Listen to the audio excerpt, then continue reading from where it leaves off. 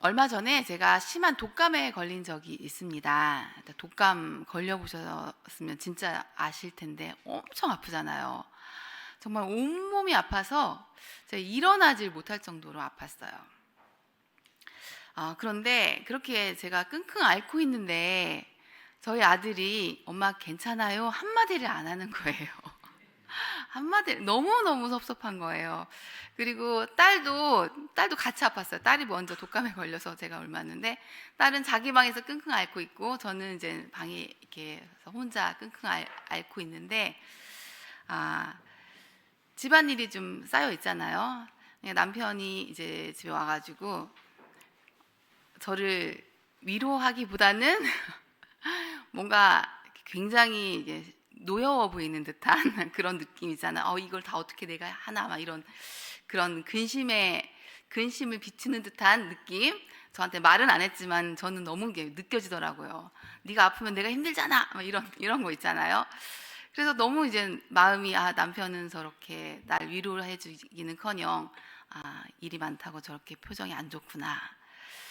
그리고 이제 저희 막내, 항상 저희 기쁨이 됐던 막내조차도 저를 보면서 엄마 아프면 누가 나랑 놀아줘 하면서 막 우는 거예요. 난 누구랑 놀아, 심심하단 말이야 이러는데 와, 정말 너무너무 힘들더라고요. 몸도 힘들지만 마음, 아무도 나를 이해해주지 않고 아무도 나를 위로해주지 않는구나라는 마음이 너무 마음이 슬펐어요. 그리고 이제 뭐라도 먹어야 되는데 누구 하나 이제 챙겨주는 사람이 없는 거예요. 그때 이제 위층에 사는 이제 지우 학교 엄마가 전화가 왔어요.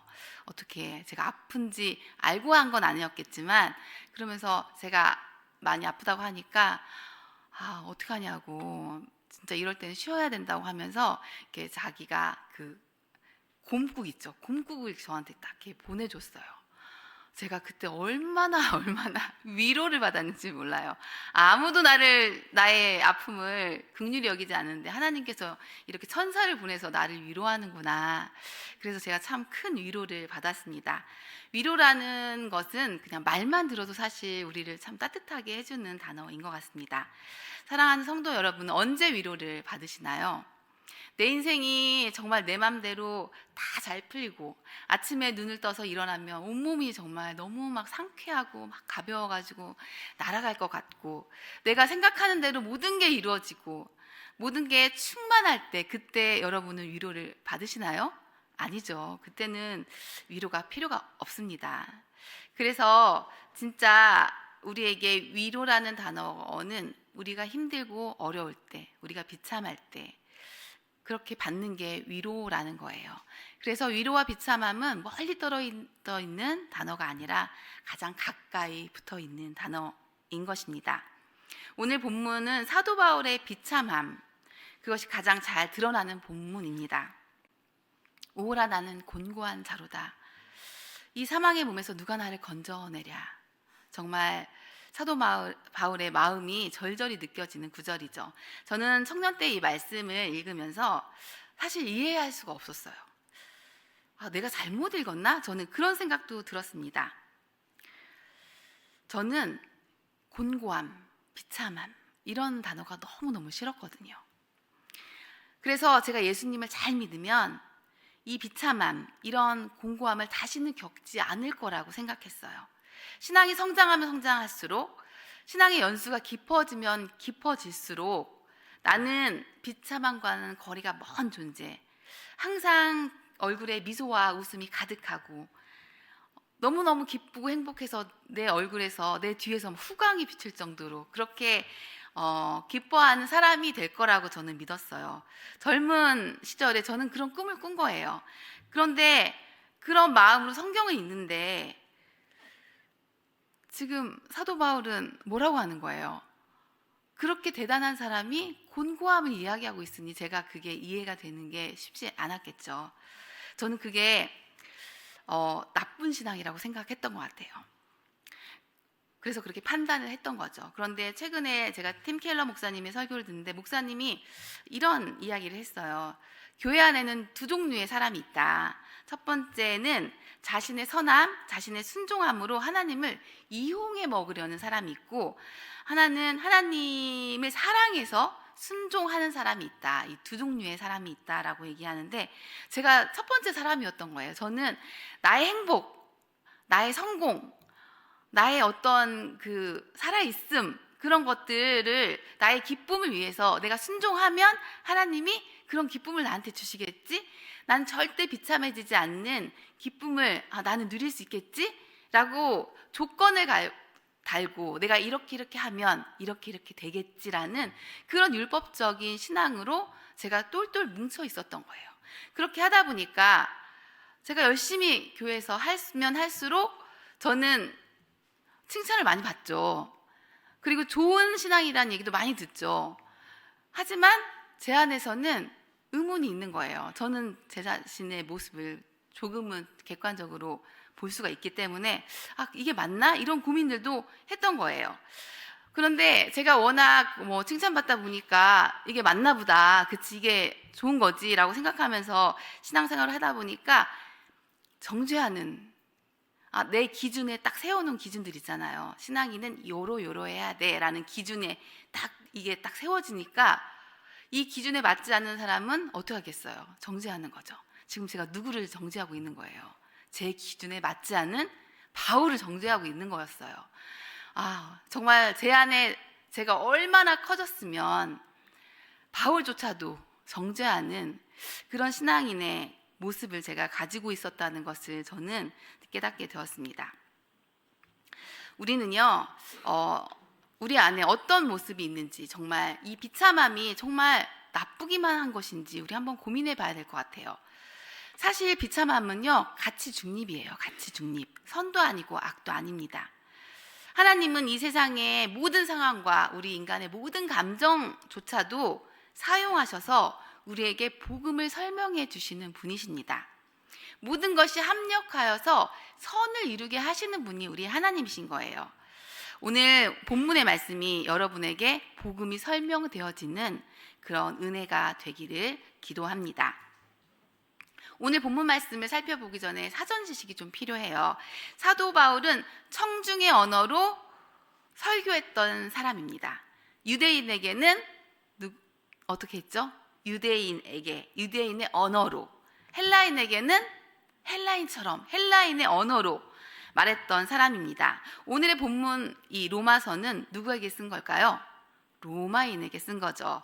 그렇다면 로마인의 언어, 로마인의 세계관은 무엇이었을까요? 로마인은 고대 히랍의 철학을 신봉했습니다. 그 세계관을 가지고 있었어요.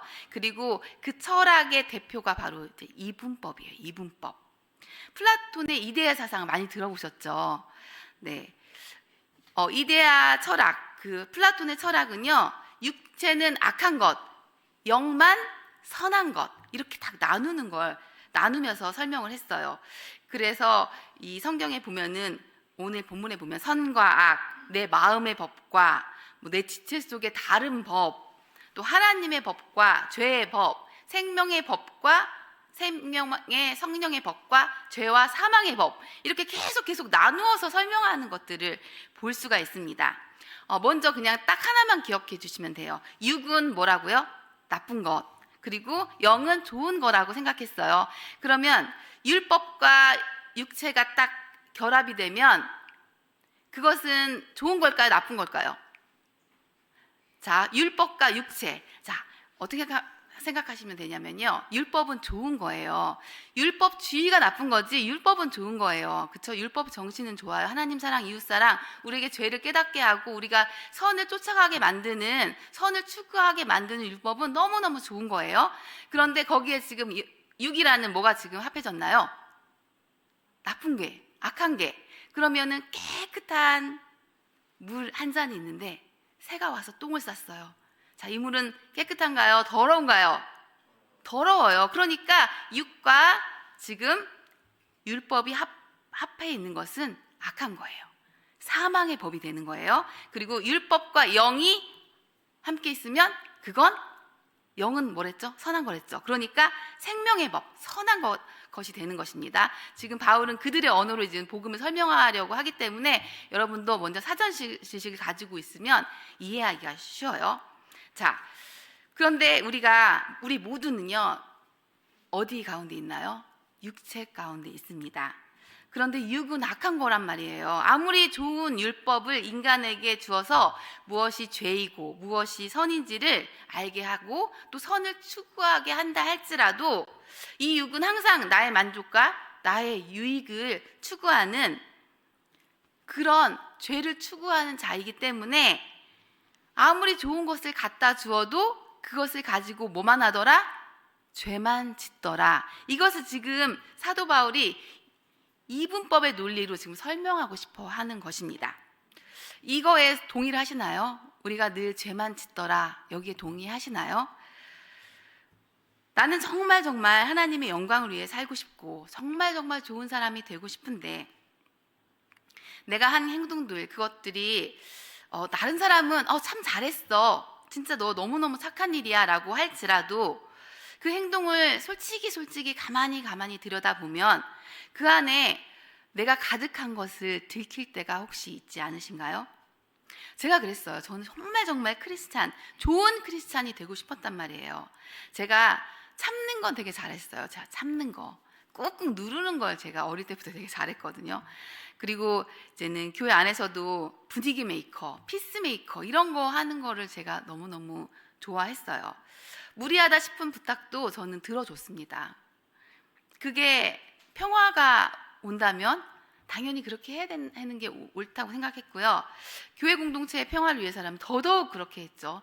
제가 워낙 또 수제자처럼 목사님을 따르고 존경했기 때문에 저희 목사님도 저한테 그렇게 말씀하셨어요. 네가 방파제 역할을 방패 역할을 좀 해줘야 된다.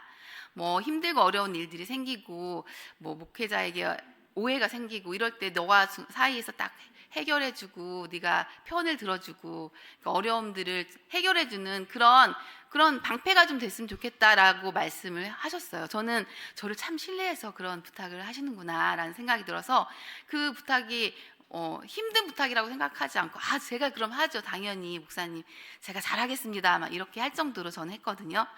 그런데 곰곰이 생각해 보니까요. 제가 정말 충성스러운 그런 제자여서 그랬던 게 아니라 저는 그냥 기질상으로 불편한 걸 싫어하는 사람이었던 거예요. 뭔가 의견이 대립이 있으면 그 상황이 막 힘들어지는 게 제가 너무 힘들어요. 제가 너무 싫은 거예요. 그리고 할 말을 해가지고 사이가 틀어지면 그러면 진짜 분위기 어색해지면 어떡하지? 나 또 외로워지면 어떻게 하지? 또 힘들어지면 어떻게 하지?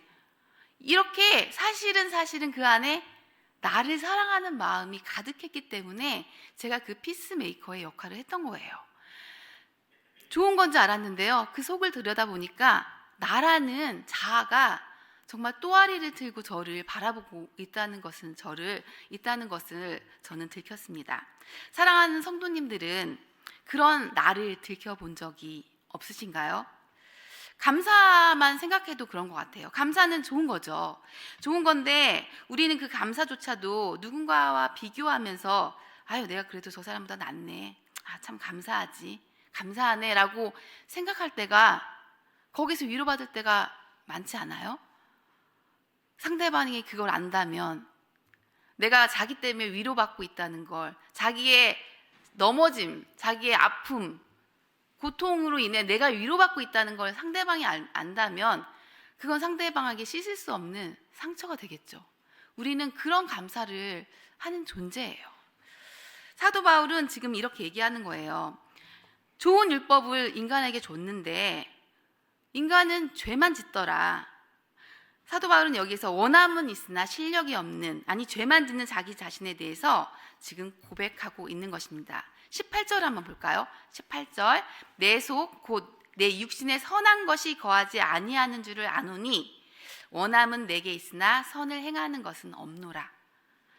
지금 내 속에 내 육신에 선한 것이 거하지 않는다는 걸 알고 있대요. 나는 너무너무 원한대요. 정말 좋은 사람 되고 싶고 정말 하나님의 영광을 위해서만 살고 싶대요. 그런데 그 선을 행하는 것은 있다고 하나요?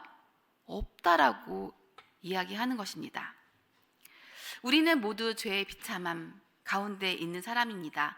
모두가 선악과를 먹었어요. 모두가 왕이 되었어요. 그래서 우리는 그 상황에서 율법이 우리에게 하는 일은 너는 죄인이야 라는 걸 자꾸 깨우쳐주는 역할을 하는 거예요. 우리가 죄인임을 폭로시키는 거예요. 그러면 어떻게 되는 걸까요? 죄는, 율법은 우리에게 계속 말하는 거죠. 죄의 값은 사망, 죄의 값은 사망.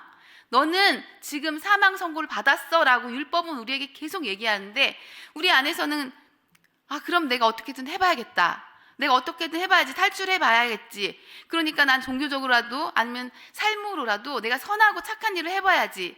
때로는 어떤 열심을 내기도 하고, 때로는 정말 착한 일, 선한 일을 하려고 노력을 해요.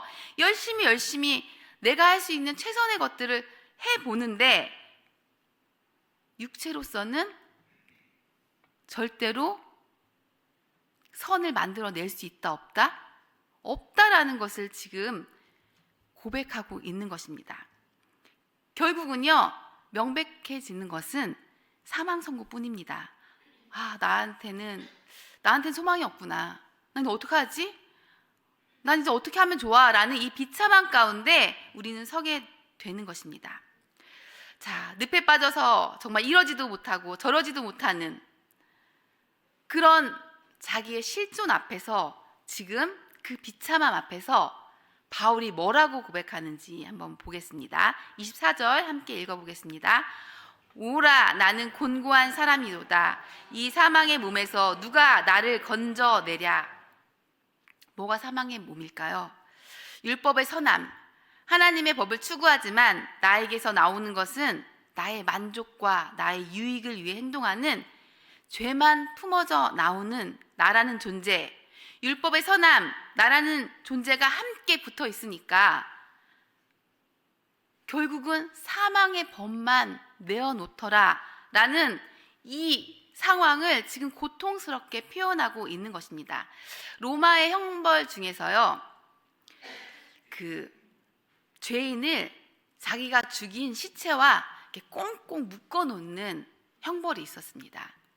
그 형벌은요, 죽은 시체와 나를 묶어 놓기 때문에 그 시체에서 나오는 정말 역한 냄새 뿐만 아니라 그 시체가 썩어져 가면서 내 몸이 같이 썩어가는 거예요.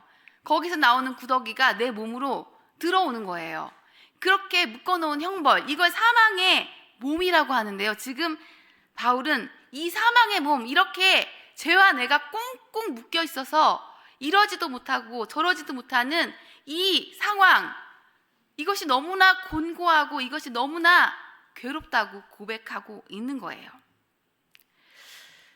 이게 이원론에서 아까 제가 말씀드렸죠. 두 개가 딱 묶여지면 어떻게 되죠? 선이 되는 게 아니라 악이 된다고 했잖아요. 사망의 몸과 지금 죄인이 묶이면, 사람이 묶이면 이게 결국은 이 썩어가는 몸이 내 몸이 되는 것처럼 우리의 육체와 우리의 율법이 좋은 율법이라 할지라도 그것이 묶이면 결국은 우리는 비참한 존재가 될 수밖에 없다라는 그 상황을 지금 사도 바울이 사망의 몸으로 설명을 하고 있는 것입니다. 사랑하는 성도 여러분, 여러분은 이런 비참함, 내 몸이 그렇게 죄만 쏟아놓는구나라는 이 비참함을 경험해 보신 적이 있습니까? 고백해 보신 적이 있습니까? 제가 아이들에게 한번 물어봤어요. 저희 아이들에게. 너희들이 이런 비참한 경험해 본 적 있니? 다 없다고 하더라고요. 없어요. 그런 경험 없어요. 솔직한 고백이죠. 아직 너희들이 학습받고 세례 받을 때가 안 됐구나. 제가 그래서 신청 안 했습니다. 그래서 아직 우리 아이들에게도 저는 그래서 소원이 있어요. 이 비참함을 우리 아이들이 고백하는, 경험하는 그런 은혜를 주시라는 그런 기도가 제 안에 있어요. 사랑하는 성도 여러분, 저는 여러분이 그 비참함을 경험하기를 바랍니다. 물론 너무나 싫죠. 너무나 괴롭죠. 하지만 그 비참함은 단지 우리를 사망으로 이끌어가는 비참함이 아닙니다. 그 사망의 사망을 뛰어넘는 생명으로 우리를 이끌어가는 디딤돌과 같은 비참함입니다. 그래서요, 지금 사도 바울이 이렇게 25절에 고백을 합니다. 우리 주 예수 그리스도로 말미암아 하나님께 감사하리로다. 그런즉 내 자신이 마음으로는 하나님의 법을, 육신으로는 죄의 법을 섬기노라. 지금 사도 바울이 예수 그리스도로 말미암아 하나님께 감사한다고 얘기를 해요. 마음으로는 하나님의 법을 섬기고 비록 율법, 육신으로는 죄의 법을 섬기지만 내가 하나님께 감사한다. 왜 하나님께 감사할 수 있을까요? 왜 예수님께 감사할 수 있을까요? 이 율법과 육체라는 이 참담한 결합, 아까 그 시체와 우리가 묶이듯이 율법과 우리가 묶여 있잖아요. 지금 이 참담한 조합이, 이 조합을 깨부술 수 있는 것이 오직 누구이기 때문에? 예수님이기 때문에 지금 그 예수님으로 인해서 감사한다고 고백하고 있는 것입니다. 자, 어떻게 예수님으로부터 이 법이, 이 참담한 조합이 깨어지는지 우리 같이 8장을 봤으면 좋겠습니다. 8장 1절, 2절을 함께 읽어보겠습니다. 그러므로 이제 그리스도 예수 안에 있는 자에게는 결코 정죄함이 없나니 이는 그리스도 예수 안에 있는 생명의 성령의 법이 죄와 사망의 법에서 너를 해방하였습니다. 자, 율법과 육신의 조합은 사망의 법이라고 아까 저희가 등식 기억하시죠? 율법 플러스 육신은 사망.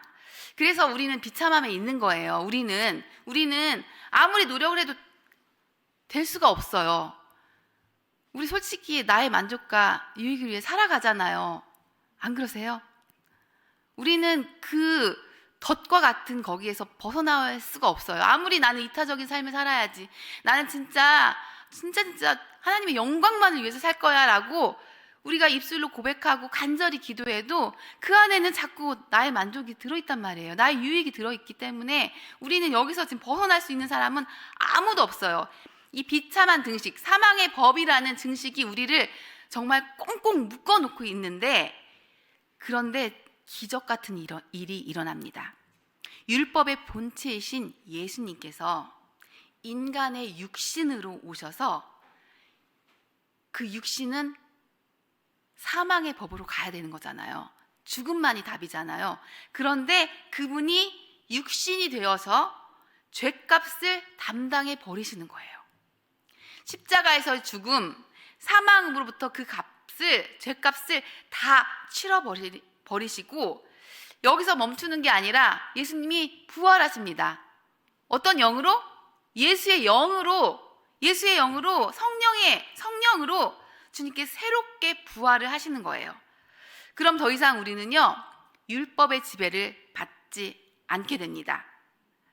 왜냐하면 율법의 지배를 받던 우리는 누구와 함께 죽었으니까? 예수와 함께 죽었기 때문입니다.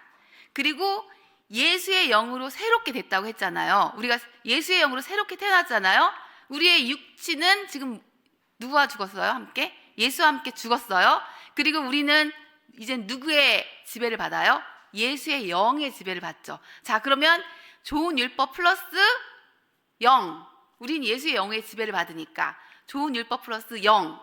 자, 아까 이원론에서 뭐라고 했죠? 영은 좋은 것. 자, 율법과 좋은 영이 결합했으니 우리는 이제는 사망의 법이 결론이 되나요? 아니면 생명의 법이 우리의 결론이 되나요? 생명의 법이 우리의 결론이 되는 거예요. 지금 사도 바울은 이 이원론으로 지금 이원론에 푹 빠져 있는 그들에게 계속해서 복음을 설명하고 있어요. 저는 이걸 보면서 소름이 돋더라고요. 진짜 복음에 미쳤구나, 이 사람은.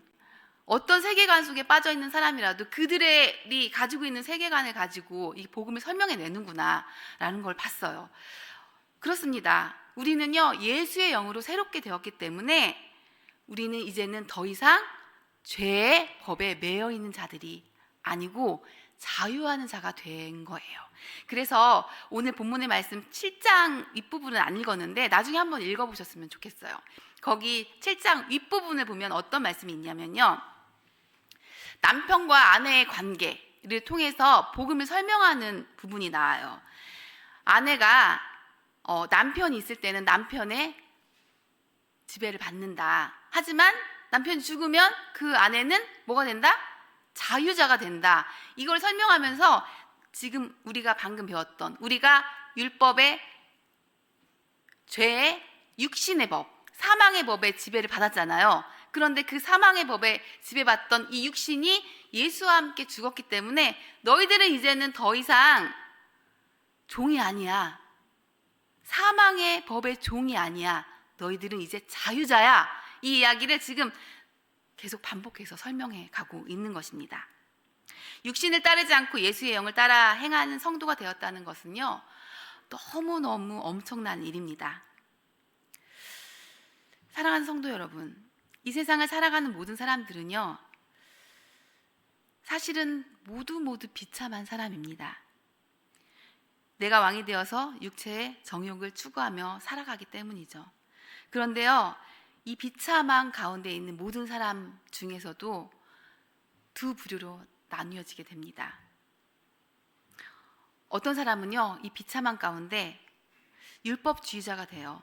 인본주의자가 돼요. 난 율법 지킬 수 있어. 나 착하게 살 수 있어. 죽음이 선포되었는데도 불구하고 내가 펄펄 살아서 아니야, 나 자격 있어. 나 해볼 수 있어. 나 능력 있다니까? 하면서 죽지 않고 살아있는 자가 있습니다. 그런데 어떤 자들은요, 죄의 비참한 가운데 그 사망 선고가 떨어졌을 때 주님, 저 맞습니다. 저 비참한 자입니다. 저 죽은 자입니다. 주님, 저에게 긍휼을 베풀어 주시옵소서 라고 고백하며 자기를 부인하고 죽은 자가 되어 새로운 생명을 얻게 되는 자들이 있습니다. 사랑하는 성도 여러분, 저는 여러분이 자기의 비참함을 인정하고 하나님이 내밀는 정말 은혜라는 그 선물을 받아들이는, 그 은혜 안에 폭 담기는 그런 참으로 행복한 성도가 되기를 소원합니다. 우리 같이 한번 기도했으면 좋겠는데요. 우리가 뭘 기도해야 될까요? 저는 비참함에 눈을 열어달라는 기도를 우리가 해야 될 것 같아요. 정말 여러분은 사도 바울처럼 정말 끔찍한 그 시체와, 그 역겨운 시체와 내가 묶여 있는 것처럼 내가 도무지 소망이 없는, 내 측에서는 결코 어떠한 선도 내어놓을 수 없는 그런 비참한 자임을 고백하고 계십니까? 그걸 고백하지 못한다면 우리는 아직도 은혜의 그 깊음과 은혜의 그 크기를 알 수 없는 자일 거예요. 우리 이 시간 함께 기도할 때, 하나님, 그렇습니다. 알고 싶습니다. 그 은혜가 얼마나 큰지, 그 은혜가 얼마나 풍성하고 그 은혜가 얼마나 우리에게 커다란 선물인지 알기 원합니다. 하나님의 그 위로를 나도 경험하기 원합니다.